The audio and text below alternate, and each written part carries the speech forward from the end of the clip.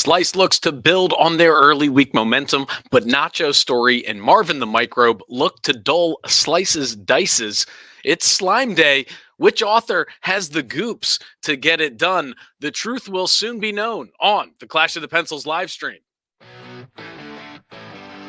Turn on the stream tonight. Short stories in the spotlight. Writers bring their best to light. The story central time. Breaking down the plots. Characters that fought. Twists that hit the spot. It's all you live tonight. Are you ready for some stories? In a live stream glory. It's the contest of the year. Writers have no fear. Catch the suspense unfold. Feel the tales being told. Critiques fair and bold. The truth will soon be known. Dollars from far and wide. Mysteries you can't hide. Every twist takes us all right. By these rules we abide. Are you ready for some stories? In a live stream glory. It's the contest of the year. Writers have no fear.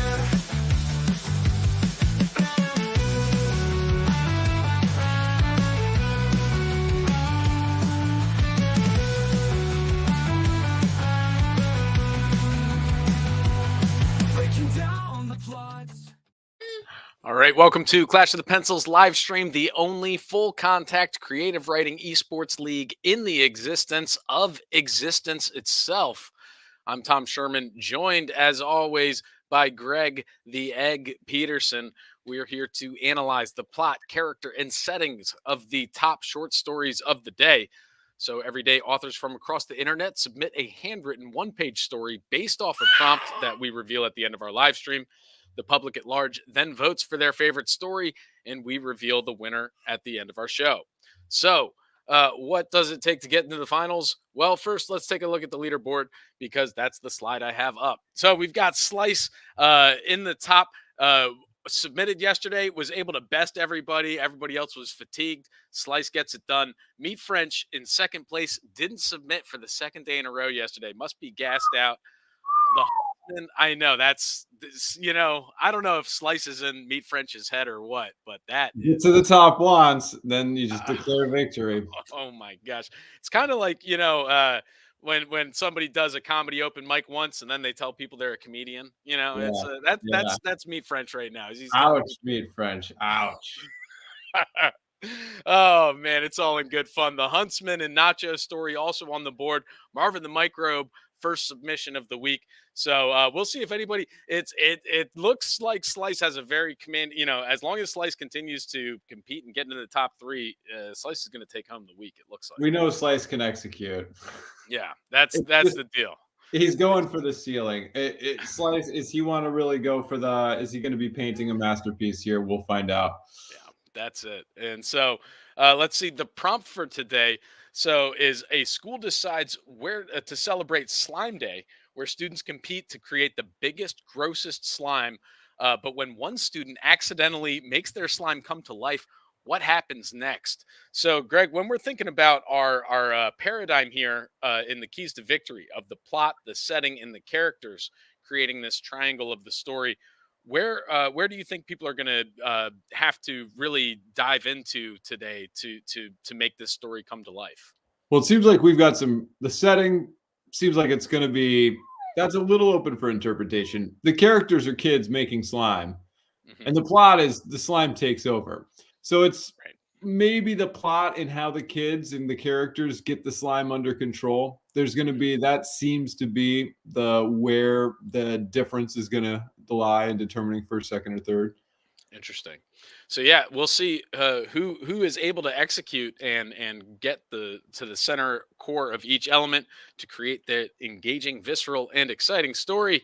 So let's see. Let's just move right along. And first story of the day here, we're going to start out with Marvin the Microbe entering the foray for not the first time, but the first time in a long time. So let's check out Marvin the Microbe story. 911, what's your emergency? Help! There's a giant slime ball attacking the school. Sir, try to stay calm. Are you in a safe location? Have you enacted your school's emergency preparedness drill? Drill? There's no drill for this. You need to send the SWAT team, the National Guard, maybe DARPA, hurry. We are dispatching units, they are on the way. Can you describe the suspect attacking the school? It's a slime ball. Okay, sir. We need a physical description of the subject. It's a real slime ball. Sir, that metaphorically describes too many people and professions. Can you be a bit more specific about the suspect's description? Is it a lawyer? P. Diddy? It's a large, green, oozing ball of slime. It's doubled in volume every 5 minutes since Lisa Pettyjohn unleashed it. Like the Blob, you. Remember that movie? That's happening right now at the school. We need your help. Okay, sir. This line is for emergencies only. You need to get back to class and stop phoning in prank calls. That's a serious offence, young man. No, you don't Click beep. Chauncey sat back in his operator's chair. Lot of prank calls from the school today about Slime Day. Dagnab kids. Must be nice to have senior prank day to look forward to. Chauncey sighed and looked at the clock on his watch, computer screen and wall. All said 3 minutes until break time. All right, so Chauncey, the 911 operator, gets a frantic call from the school urging action, to which Chauncey discerns it's actually a prank call, and those kids have been phoning in a lot of prank calls from the school today. And he reminisces about the days when he had something to look forward to. With 3 minutes on, wait, what he's now got is those 3 minutes till the break. That break time is, you know, he's In got something. comparison to the kids with senior prank day. All right, there's a real good tension here between the literalness of a slime ball and the figurative language. I think that's the big joke. It metaphorically describes things versus it's a large green oozing ball of slime. I think that's the real where the crux of the plot is getting that moment of recognition. One thing that I found really interesting was Chauncey. So he's going through his checklist, right? And he says, try to stay calm. Are you in a safe location? Have you enacted your school's emergency preparedness drill? Student says, you need to send the SWAT team, National Guard, maybe DARPA, hurry. And then he's like, okay, we are dispatching those units. They are on the way. So I'm just wondering about, like, how does this escalate up the chain in terms of their emergency preparedness drill? Are SWAT teams available on if you just ask for it? Right. It almost seems like units aren't on the way, you know, and Right. but yeah, I mean, it would be nice if every 911 operator did have a direct line to DARPA in case of a slime ball attack. I'm not sure. That's a good question of what is that chain of command.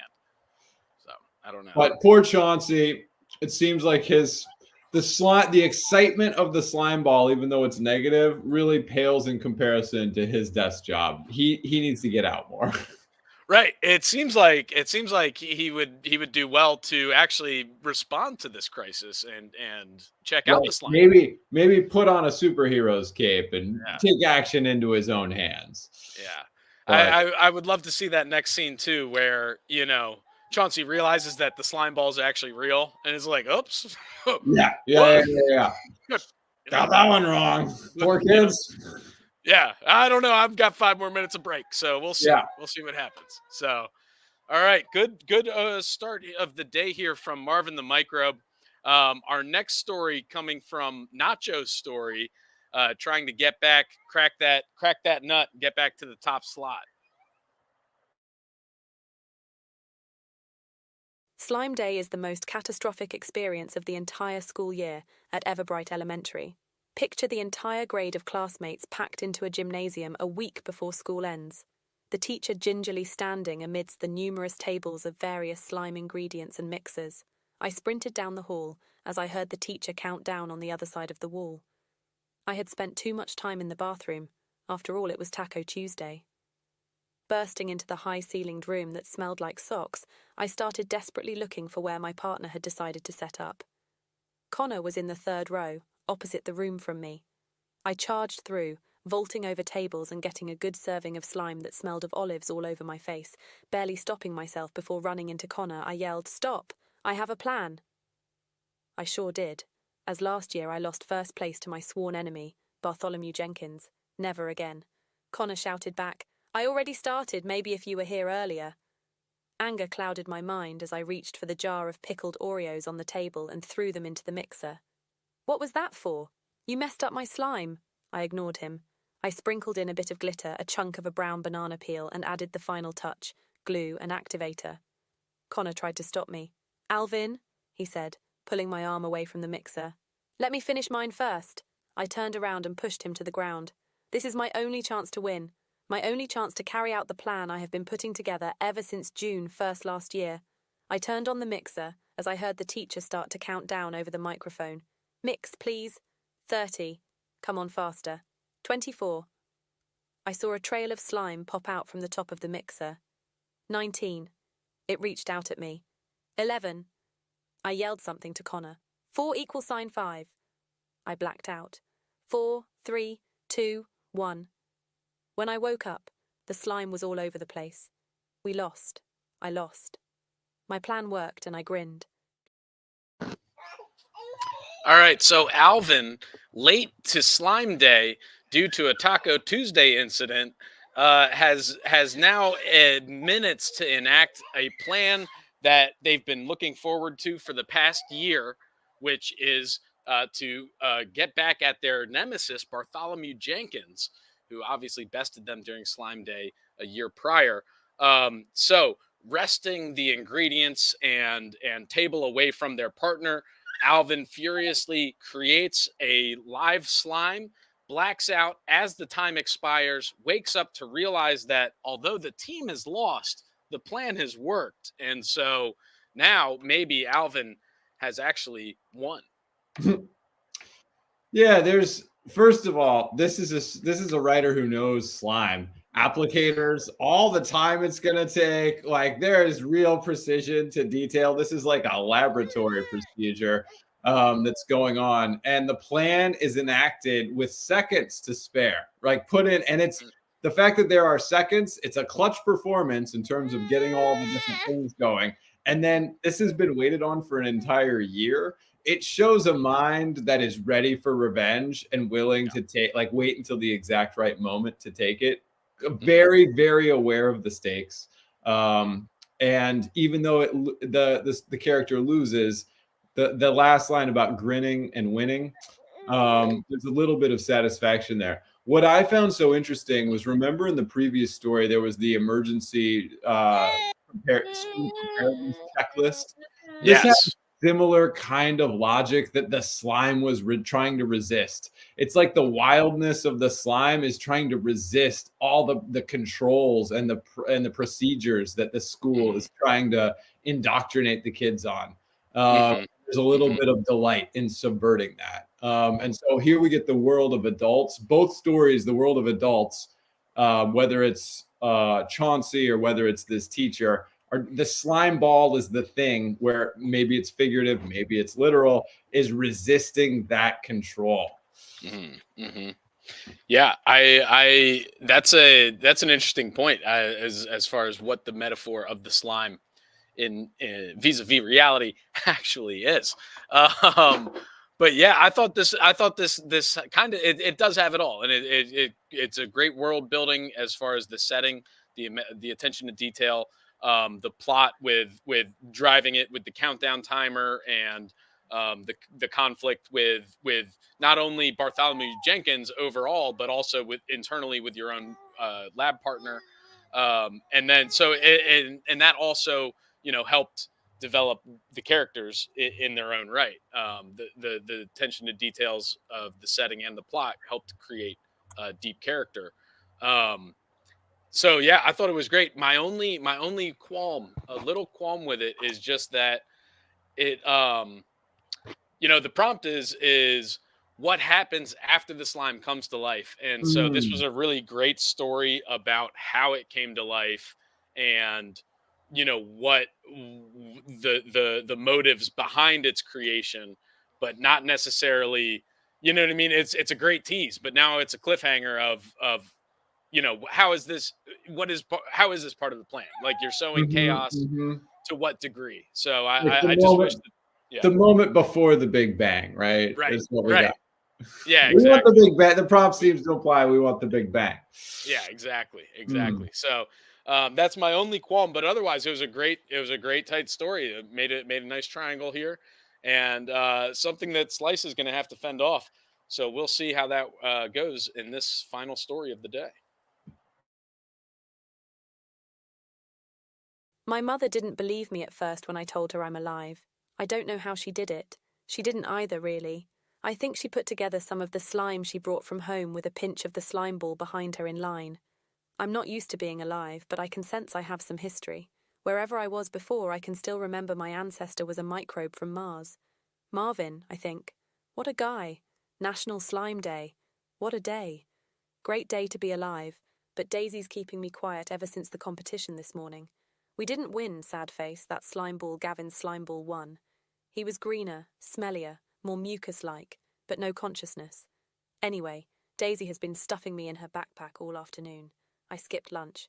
Probably don't need it, but I'd like to see the guidance counsellor. I want to be a banker. Do I need to get out of this bag, though? Daisy doesn't want a slimeball like me. She's too young, has her whole life ahead of her. I won't go back to Mars. I'm singular, but not alone. In French class, Daisy carefully opened her backpack, not expecting me to be poised to escape. As it unzipped, I oozed out the floor and slid by students and under the crack in the door. Her classmates screamed disgust in French and English. Slopping down the hallway, I made it to the bathroom and into the toilet. Wild ride through those pipes and to the processing plant. I got out before being chlorinated. In the streets, I freaked out a lot of people. I hid in dumpsters when it got to be too much. In that dumpster, I felt alone. I missed my mum. I'm still soft. I need to create a hard shell. I slithered out of the trash pile and dripped over to the duck pond. The ducks there had one another. An old man sat on a bench throwing Doritos at the ducks. I oozed closer to him. He asked my name and I started to weep muddy tears. He said, "I'll call you Nibbles Pibbles." I slimed even closer and up the legs of the cold bench.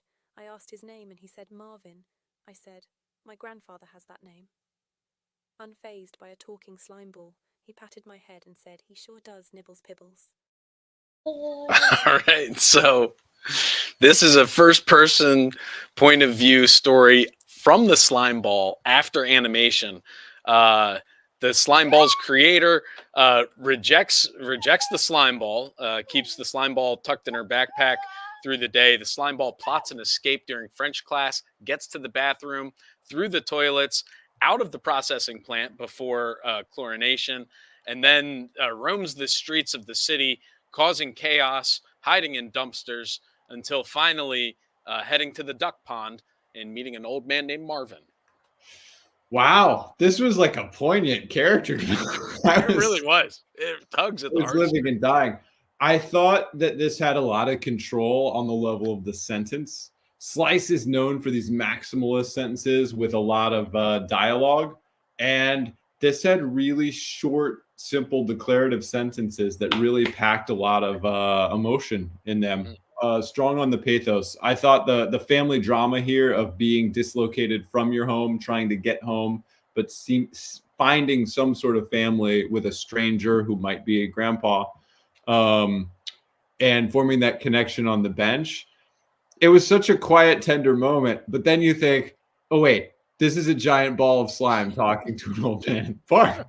So there's this lovely absurdity going on between the incongruity of those things. Favorite line was probably that slime ball, Gavin slime ball Marvin one. He was greener, smellier, more mucus-like, but no consciousness. We get this framing distinction that tells the reader, all right, I'm the one with consciousness. And is that the scarier thing, Tom? Is that actually the fact that this inanimate thing has a story, has desires, wants to be a banker? Even the slimes want to be bankers. So we just want in that finance. Right. Right. It's unbelievable. It really is unbelievable. The amount of world building that was able to happen on this page, the character development, and And the plot, the driving plot of this sort of, Frankensteinian, you know, rejection from Yeah. your creator, trying to find yourself. It definitely gave me flashbacks to like sophomore year English class about reading Frankenstein when it's told from the monster's point of view, and it's like really hurt and like emotional. Like Yeah. definitely getting that reference. Right, and yeah, that's what I in the end, and that kind of goes to your point of um, the simple sentences, and it makes sense, when it's the point of view from this simple slime ball. If the slime ball was having super complex thoughts, it would be interesting. You know It what I would mean? be overwhelming. It's Right. almost like yesterday's with the shared or the Enchanted Hmm. Forest one Hmm. from Hmm. 2 days ago, I believe. When Hmm. it was almost like a functional schizophrenia with the what was it, the Twix bar of Right. consciousness. The caramel chocolate mind meld. Right. Yeah, the mind Momentum. meld was way too much, whereas this was Right. simple, but it was also up close and vulnerable and intimate. It was kind of exquisite, Yeah. and taking something that the both earlier stories were doing, loud procedural things with a lot of like boom and explosions and kind of comic book motif. This Hmm. felt like it could have been a slice of life, little out of there, out of just a minimalist author, a day in the park, somebody wanting human connection, like a Yeah. clean, well lighted place. Yeah, it's great, and yeah, and then to that degree, it's a bit like the Kafka Metamorphosis, where it's this Yeah, approach. You know what yeah. I mean? Like, it's crazy, unbelievable, unbelievable stuff there. Really, it's great. Yeah, yeah, I think we could go on for a long time about that story. Oddly enough, but Let's try to get some high school teachers to assign it to their students. yeah, right. That would be good. That Kafka would Day. be. I mean, um, So yeah, and this is the other interesting thought or part I thought from the stories, all three stories, is you have that perspective from all three angles, kind of one of the person creating it, one person dealing with this sort of aftermath, the confusing aftermath of fielding ridiculous calls as you get slime ball stuff, and then one point of view from the slime ball itself. So between Mm. the three stories, like you kind of get this full perspective of what a slime, what a attack might actually look like from, you Yeah. know, all And the angles. slime attack, it's just a slime, it's just a poor slime trying not to get chlorinated and find its way home, Tom. It's what a day, It's what a tough day out to be there. alive, It's tough National out there. Slime Day. Yeah, it is. It is. All right. Well, we'll see the top 5 sentences of the day. We'll get the next prompt. We'll reveal the winner and all that and more following this commercial break.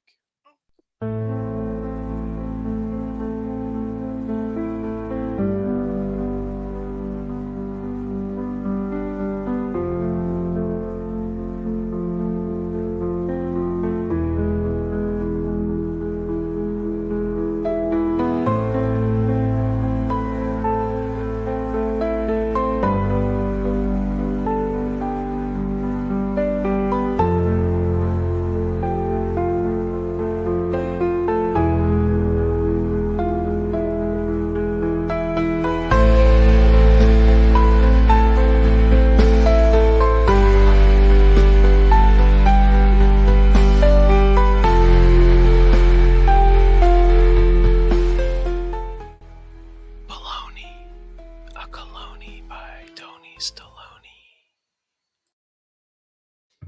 That's Baloney by Tony Stallone. Are you tired of your slime not smelly enough? Get some Colony by Tony Stallone at any major, actually, mostly independent gas stations. Mostly independent gas station. It's Maybe wherever they have that'll be that. Yeah, the wherever they have that off. secret ingredient to the slime applicator. That's right. That's right. So any gas station that has off-brand gas or unbranded gas, you can Yeah, get. unleaded. You want that unleaded cologne. Oh yeah, ask for unleaded, definitely. All right, so that's that. let's do the winner. I'll click these couple buttons here. Bum, bum, bum, bum, bum, bum. Believe it or not, it was Slice. Slice coming in, taking the day. That also means Slice is going to win the week. We'll look at the leaderboard real quick in a second here. So Slice with 50 points, Meat French with 20, Nacho Story ties for second in second place today with 15 points, total of 20, blah, blah, blah. Huntsman, Marvin the Microbe, outside looking in. Nobody's going to be able to catch Slice, barring a major. It's like the secretariat at church or at whatever the third one is. Just unbelievable. But they'll still play. Everybody's still playing. And what are they going to play tomorrow? Here's the prompt. Deep in the city park, a mysterious cabal of squirrels works together to protect their home from a dangerous threat. Yeah. So deep in the city park, a mysterious cabal of squirrels works together to protect their home from a dangerous threat. All right. So where are we going? We've got, I mean, it's kind of got everything, right? Yeah, we're going to the Frederick Law Olmsted dimensions of Central Park or some other city park. And I think we really need to think about what is this mystery cabal of squirrels? It's not just like cash hoarding, scatter hoarding their nut collection. There's something going on with this cabal, and there's a dangerous threat that's out to disrupt them. Yeah, it's not just a crew of lovable squirrels, right? This isn't Alvin. There are no chipmunks here. This is there's real stakes. They're working on a plan, and there's a serious threat to disrupt it. So interesting. It sounds like it's a plot heavy sort of character dimensions. I don't know. We'll see where our authors take it. We will. We can only imagine. I can't wait to hear what squirrel consciousness sounds like. You can tell me about that. All right, so here we go. We're going to do the top 5 sentences of the day, and we'll see if I can find my place. And here we go. Drill. There's no drill for this. You need to send the SWAT team, the National Guard, maybe DARPA. Hurry. Slopping down the hallway, I made it to the bathroom and into the toilet. Wild ride through those pipes and into the processing plant. I got out before being chlorinated. I'd spent too much time in the bathroom. After all, it was Taco Tuesday. In that dumpster, I felt alone. I missed my mom. I'm still soft. I need to create a hard shell. I slithered out of the trash pile and dripped over to the duck pond. It's a real slime ball. Sir, that metaphorically describes too many people and professions. Can you be a bit more specific about the suspect's description? Is it a lawyer? What a guy. National Slime Day. What a day. The ducks there had one another. We didn't win, sad face. That slime ball, Gavin slime ball won. He was greener, smellier, more mucus-like, but no consciousness. No consciousness. No. Unlike the top 5 sentences of the day, which obviously do have a consciousness unto themselves. Well, Storybot is kind of their conscious. These stories have an alarming amount of consciousness, given what I'm seeing on the screen. It really is. What was that? An orangutan? All right. That's great. I love it.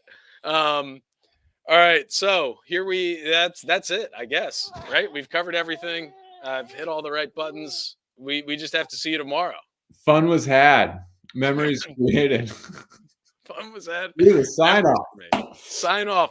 All right. Until tomorrow, keep those pencils sharp. And kids, don't let your creativity be captured. Turn on the stream tonight. Short stories in the spotlight. Writers bring their best to light. The Story Central time. Breaking down the plot. Characters that fought. Twist that hit the spot. It's all you live tonight. Are you ready for some stories? In a live stream glory. It's the contest of the year. Writers have no fear. Catch the suspense unfold.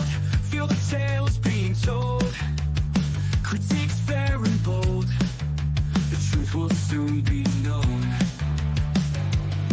Dollars from far and wide, mysteries you can't hide. Every twist takes the story right. By these rules we abide. Are you ready for some stories?